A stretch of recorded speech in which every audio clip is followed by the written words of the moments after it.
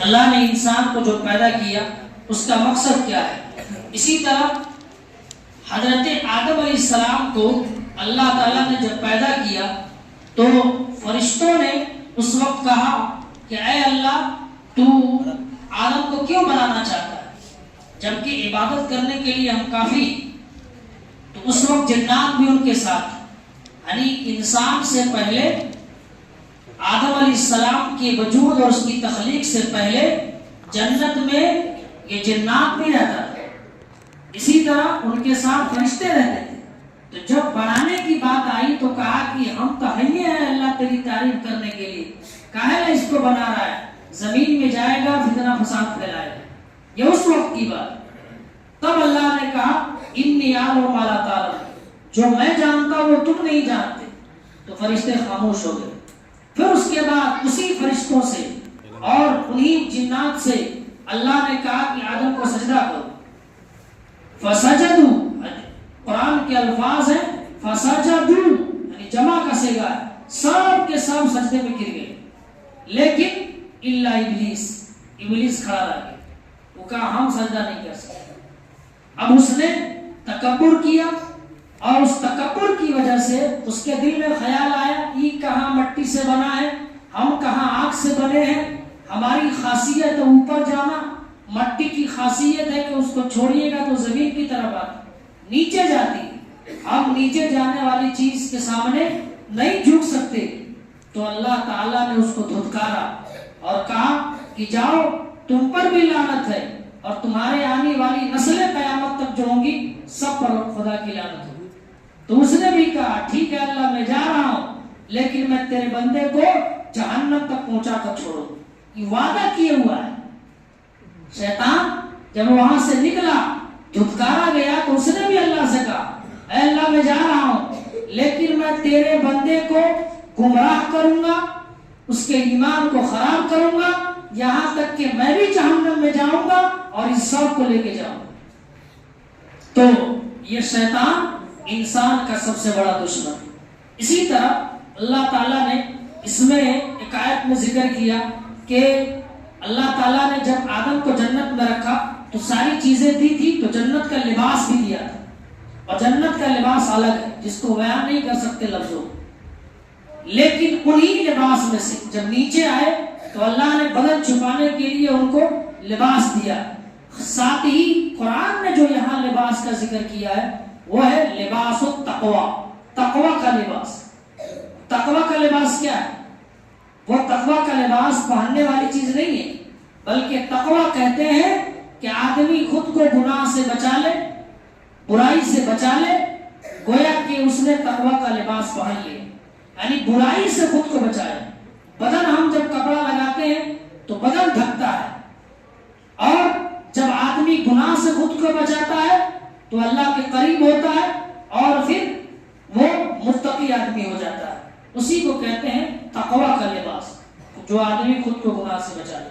اسی طرح اس کے بعد کی آیت میں جس کا تعلق مسجد سے ہے، مسجد کے تعلق سے یہ ہے کہ اللہ نے کہا کہ جب تم اے بنی آدم کی اولاد جب تم مسجد کی طرف آؤ تو زینت کے ساتھ آؤ.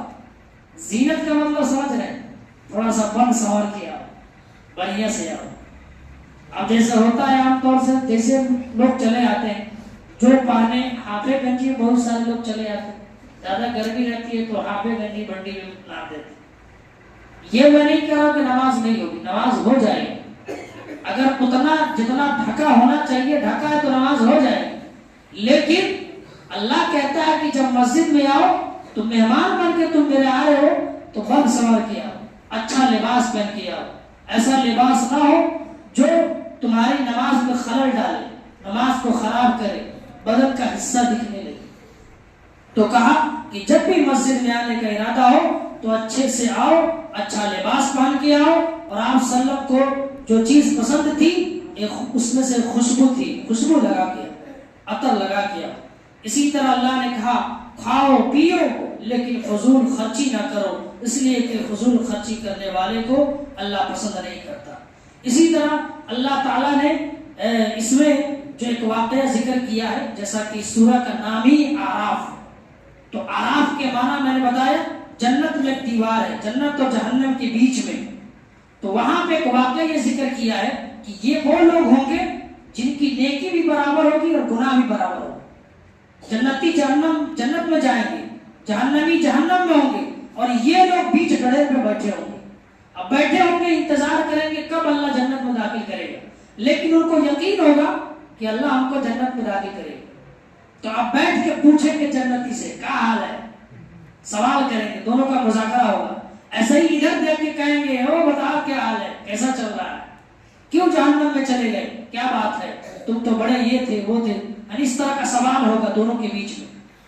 بعد میں اللہ تعالیٰ اس پہ بیٹھے ہوئے جو لوگ ہوں گے ان کو جنت میں داخل کرے گا، اس لیے کہ نیکی بھی ان کی برابر ہے اور گناہ بھی برابر ہے. اللہ کی رحمت کا عالم یہ کہ اللہ کہے گا تمہاری نیکی بھی برابر ہے، تو اللہ کہے گا چلو جنت کی طرف. یہ وہ اعراف والے لوگ ہیں جن کا ذکر اللہ نے اس سورہ میں کیا ہے، اور اسی سورہ سے اس کی مناسبت ہے. اسی طرح اللہ تعالیٰ نے اس سورہ کے اندر دعا کے ایک آداب سکھائے کہ جب آدمی دعا کے لیے ہاتھ اٹھائے تو اس کے اندر کیفیت کیسی ہو.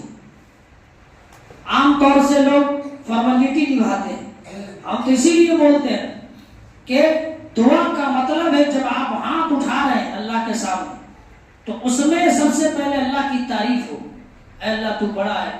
اور اللہ کی تعریف کرنے کے لیے سب سے بہتر دعا سورہ فاتحہ ہے.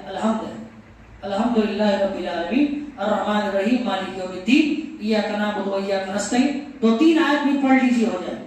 اس میں اللہ ہی کی تعریف ہے. اس کے بعد درود پڑھیے، درود پڑھ کے اب مانگیے اللہ ہم کو کیا چاہیے. اپنی بھاشا میں مانگیے، چار عربی آتی ہے تو عربی مانگیے، تب دعا ہوتی ہے. ایسے اٹھایا اللہ صلی اللہ کون دعا ہے بھائی، 5 سیکنڈ 10 سیکنڈ والا دعا کریں.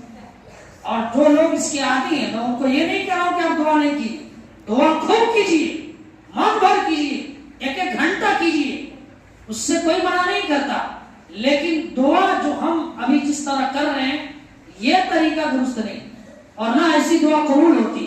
میں چیلنج کے ساتھ بول رہا ہوں، جس میں اللہ کی تعریف نہ ہو، جس میں رسول کی تعریف نہ ہو، وہ دعا ردی ہو جاتی ہے، قبول ہی نہیں ہوتی. تو یہ سب کیجیے، اس کے بعد مانگیے. تو اللہ نے کہا کہ جب دعا کے لیے ہاتھ اٹھاؤ تو 2 چیزیں ضروری ہیں. ایک ہے تضرع کہتے ہیں گریہ وزاری، بالکل عاجزی، اور خفیہ کہتے ہیں چپ کے تنہائی میں. اور دوسرا ہے تضرع، بالکل عاجزی انکساری کے ساتھ، اے اللہ میں کچھ نہیں ہوں، میری کوئی حیثیت تیرے سامنے نہیں ہے، میں بالکل گناہگار ہوں، خطا کار ہوں، سب سے بیکار دنیا کا میں ہی آدمی ہوں. اس طرح سے اپنے آپ کو اللہ کے سامنے پیش کر کے مانگیے. اللہ کہتا ہے کہ جب بندہ اس طریقے سے مانگتا ہے تو میں اس کی دعا کو سنتا ہوں. تو یہ ایک طریقہ ہے دعا کا. یہ ٹائٹ ہمیں نہ کہا سیدھا تھا، یہ دعا کا طریقہ نہیں، بالکل انکساری اور عاجزی کے ساتھ مانگنی چاہیے. اسی طرح اللہ تبارک و تعالیٰ نے موسیٰ علیہ السلام کا کئی ایک معاملہ یہاں ذکر کیا ہے کہ موسیٰ علیہ السلام اور ان کی جو قوم تھی بنی اسرائیل کے بارے میں قرآن مجید نے ہم کو لگتا ہے 100 جگہ ذکر کیا ہے. بڑی ہر دھرم قوم، ایک دم تھو جس کو ہم کہتے ہیں اپنی بھاشا میں، ماننے کو تیاری نہیں ہے. چھوٹا سا واقعہ بتا دوں. ایک مرتبہ موسیٰ علیہ السلام نے دیکھا کہ میری قوم کو اتنی دعوت دے رہا ہوں، ماننے کو تیار نہیں. تو جب ماننے کو تیار نہیں ہو تو بد دعا کر دی، اے اللہ ہم سے ہی نہیں سنبھل رہا ہے، اے اللہ تو اپنا عذاب بھیج اور اس کو ختم کر دے. اللہ نے جیسے ہی دعا سنی تو ان کے اوپر موسلادھار بارش بھیج دی، طوفان کی شکل میں. اب جیسے ہی بارش ہونے لگی سارے دوڑے آئے، اے موسیٰ ہلاک ہو جائیں گے، برباد ہو جائیں گے، اپنے رب سے دعا کر دے کہ بارش رک جائے. تو پھر موسیٰ علیہ السلام نے کہا کہ اب ان لوگوں نے اقرار بھی کیا کہ اب تیری بات مانیں گے، تیری بات ہم مانیں گے، تیرے اللہ پر یقین بھی رکھیں گے، ایمان لائیں گے، دعا کر. موسیٰ علیہ السلام نے دعا کی، جیسے ہی بارش ختم ہوئی پھر کہا نہ ہم مان نہیں سکتے. ایسا ہی ہے قرآن کا. پھر اس کے بعد کچھ دن گزرا تو پھر ان لوگوں نے کیا کیا، اپنی بدتمیزی اتنی کی کہ پھر موسیٰ علیہ السلام نے کہا اے اللہ ان کے اوپر اپنا عذاب مسلط کر. تو اس طریقے سے کئی ایک بار موسیٰ علیہ السلام اور ان کی قوم کے ساتھ ہوا. ان میں سے ایک اور عذاب یہ تھا اللہ تعالیٰ کا کہ قحط سالی آ گئی, اللہ نے بارش روکی. پھر یہ لوگ دوڑے آئے, اے موسیٰ دعا کر دے اللہ سے. تب اللہ سے دعا کی, اس وقت بھی کہا کہ ہم تیری بات مانیں گے. پھر جیسے ہی بارش ہونے لگی پھر سب مکر گئے. اس کے بعد پھر ایک اور عذاب آیا ان کے اوپر, ٹڈی کا عذاب. ٹڈی کہتے ہیں وہ جانور کہ جو فصل کو بہت تیزی سے خراب کر دیتا ہے. اگر فصل میں لگ جائے, دھان میں گیہوں میں, تو فصل تباہ و برباد بہت جلدی ہو جاتا ہے, ختم ہو جاتا ہے. اس کو ہم لوگ کیا کہتے ہیں, وہ گھوڑا والا ایسے ہی کچھ چھوڑ رہا ہوتا ہے. تو وہ ٹڈی کا عذاب آیا, ساری فصل تباہ ہو گئی. پھر آ کے دعا کرا, پھر اللہ سے دعا کی, تب جا کے عذاب ختم ہوا. اس کے بعد ایک اور عذاب آیا, میڈک کا عذاب. جگہ جگہ میڈک, گھر میں میڈک, کڑھا میں میڈک, ایک دم کھانے میں میڈک, جہاں بیٹھا وہاں میڈک کود رہا. پھر جا کے دعا کی, تب جا کر کے میڈک کا عذاب ختم ہوا.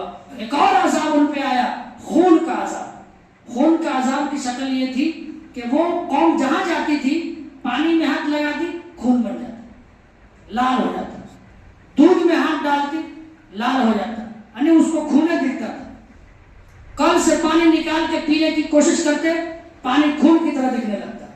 یہ عذاب بھی بنی اسرائیل کے اوپر آیا.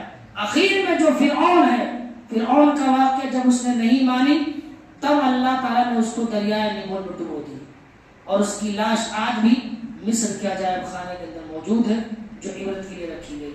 تو یہ بڑا لمبا ان کا سلسلہ ہے, بلکہ بڑا لمبا ان کا حضرت موسیٰ علیہ السلام کا دور بڑا لمبا بھی گزرا ہے.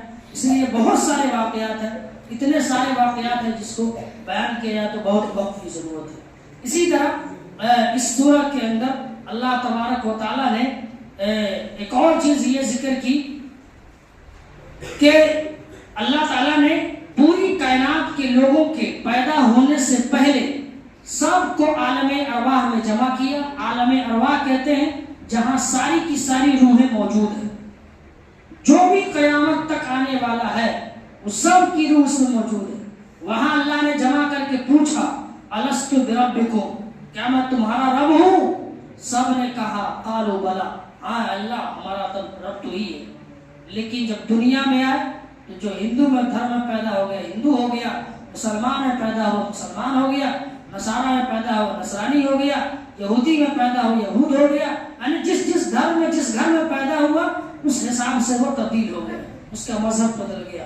لیکن سب نے مل کر کے عالم ارواح میں کہا تھا, اے اللہ مالک تو ہی ہے, رب تو ہی ہے, عبادت ہم تیری ہی کریں. وہاں سب اقرار کر کے آئے. اسی طرح آخری جو بات ہے وہ یہ ہے کہ اللہ تعالیٰ نے معافی کرنے کا حکم دیا کہ ایک دوسرے کو معاف کر دیا کرو.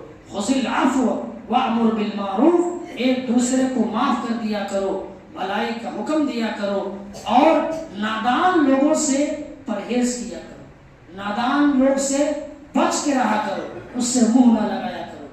تو یہ چند باتیں جو سورہ اعراف کے حوالے سے تھی. اللہ تبارک و تعالیٰ سے دعا ہے اللہ تعالیٰ ہم سب کو کہنے سننے سے زیادہ عمل کی توفیق دے. آمین. وآخر دعوانا الحمد للہ.